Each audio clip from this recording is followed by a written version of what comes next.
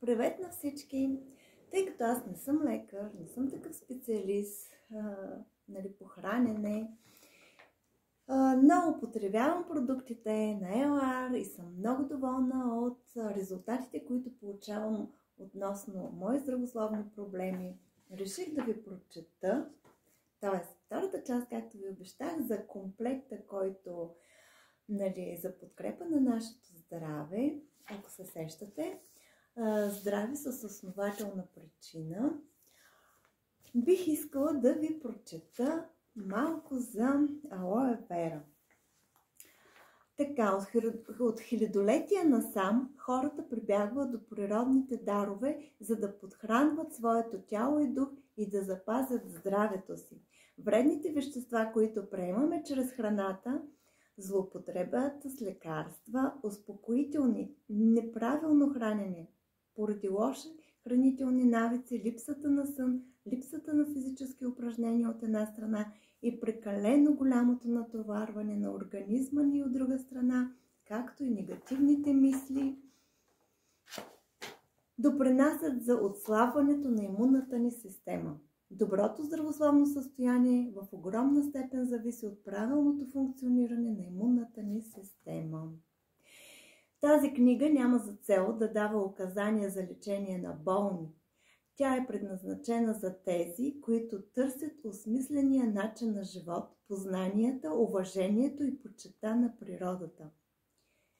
От нея можем да научим много за човешката природа, здравословните проблеми и начините на лечение. И по-нататъка за алоe вера, което се смята също за царица на билките, тъй като съдържа много полезни вещества и минерали. Ето е историята на алоe вера. В Индия вярват, че алоето е подарък от райската градина на земята. Друга легенда разказва, че на изчезналия континент Атлантида е растяло алоe и оттам е било доставено на не толкова развитите съседни континенти. Сигурно е обаче, че за първи път се споменава за алоe вера в Египет преди 6000 години. Според преданията, голяма почет към растението са имали Нефертити, съпруга на египетския фараон Аменхотеп IV, по-късно Ехнатон и Клеопатра, които са използвали подхранващият сок на алоe вера в ежедневната грижа за здравето и красотата си.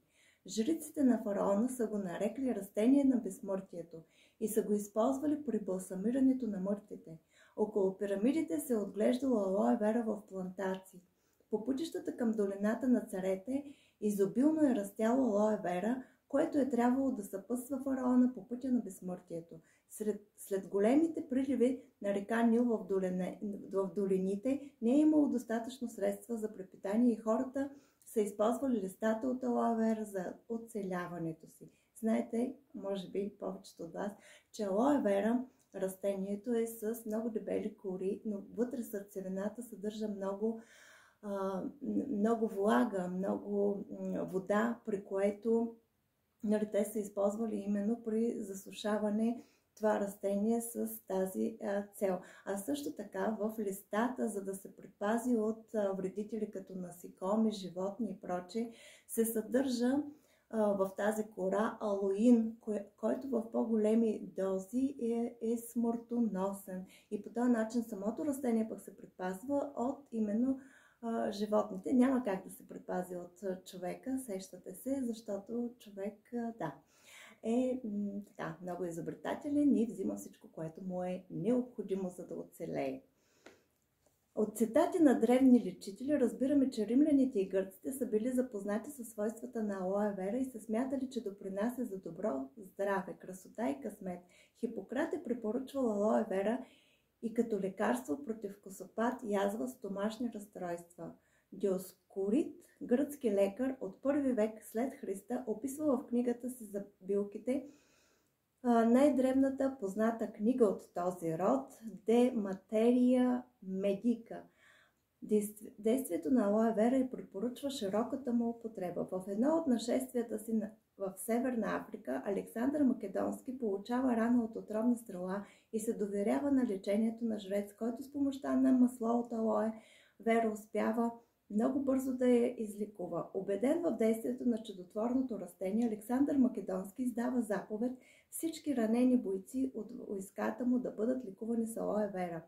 Резултатите били смайващи, кръвотечението спирало и раните зараствали бързо, без да останат ужасяващи белези. По препоръка на своя учител и съветник Аристотел, Александър Македонски завзема остров Сокотра в Индийския океан, който по това време бил известен с отглеждането и обработката на алоe вера. Арабски търговци разпространяват лечебното растение в Индия, Тибет, Малайзия, на островите Ява и Суматра.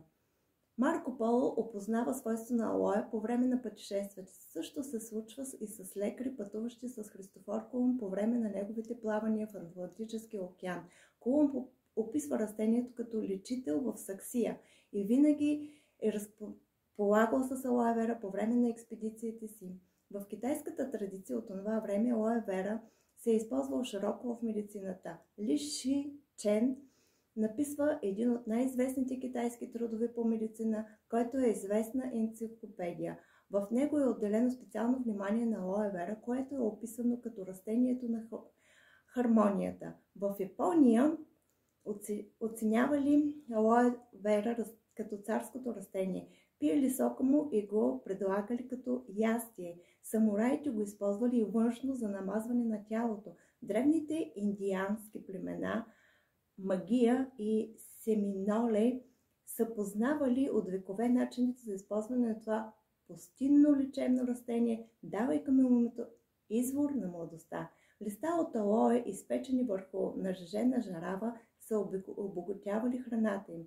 Гелът от алоe вера се е приемал за почистване на бъбрици и стомах, при кашлица, главоболие и при различни форми на възпаление.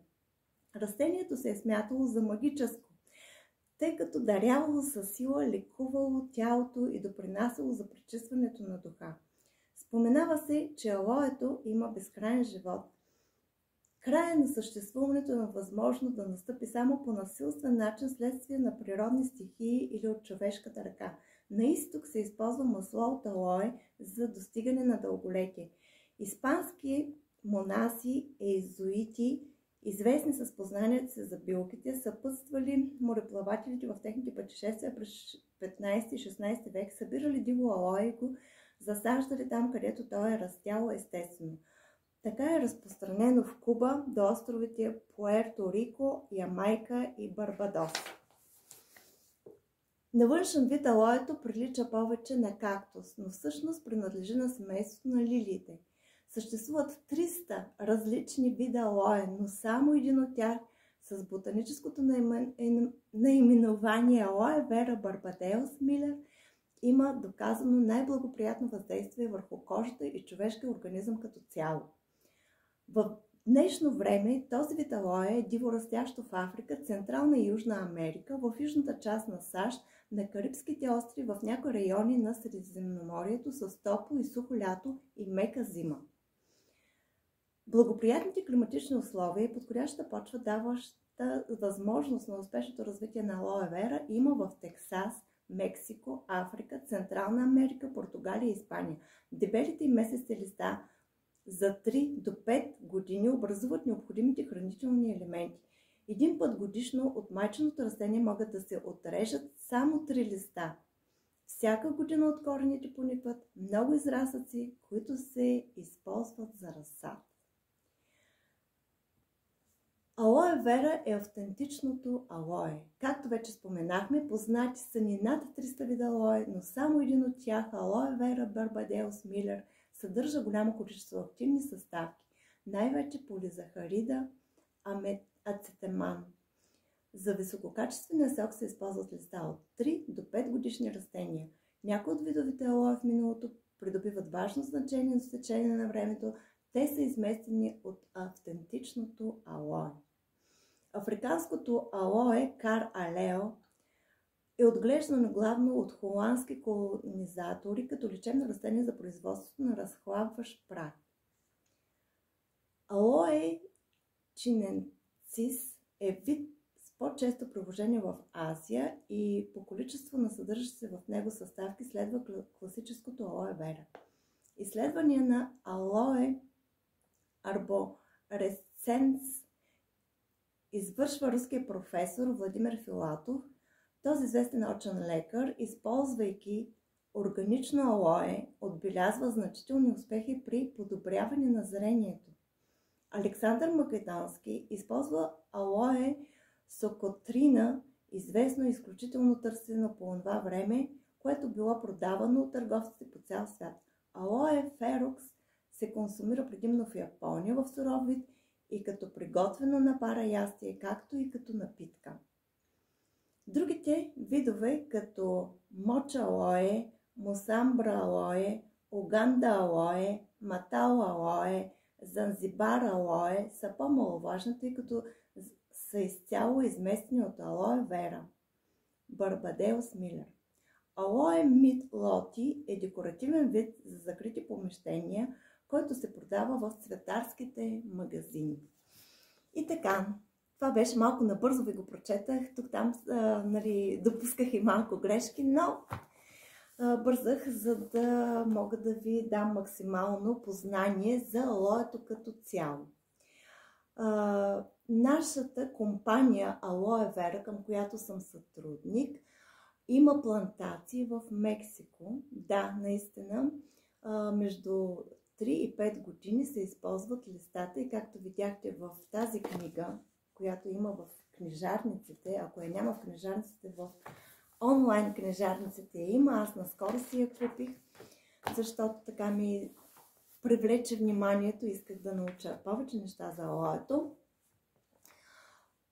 Може всеки да си я вземе, не е скъпа. Бързо се чете и е малка. Значи нашите плантации са в Мексико. Алоето се придобива при много висока технология, като се избягва алоина, който се съдържа в листото, както ви казах, той е отровен в по-големи количества. Иначе се използва в медицината за таблетки, които носят за разхлабване, ако имате проблеми с ходенето до тоалетна. И действа разхлабително в по-малки количества. То се използва и се извличат именно чистия гел. И компанията произвежда 6 вида алоe. В зависимост от здравословните проблеми в организма, има към 6 вида алоe различни добавки.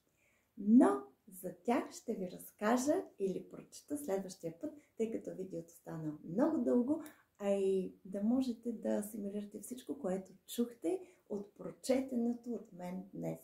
Пожелавам ви приятна вечер и много настроение. Бъдете здрави, интересувайте се.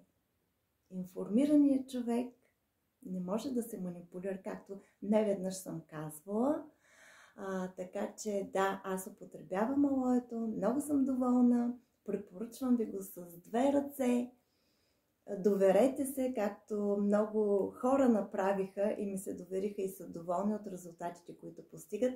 Но забележете, хранителните добавки, те затова се казват хранителни добавки.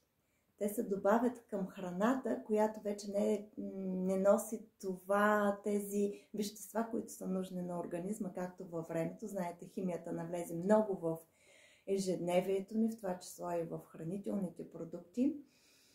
И не са лекарства хранителните добавки.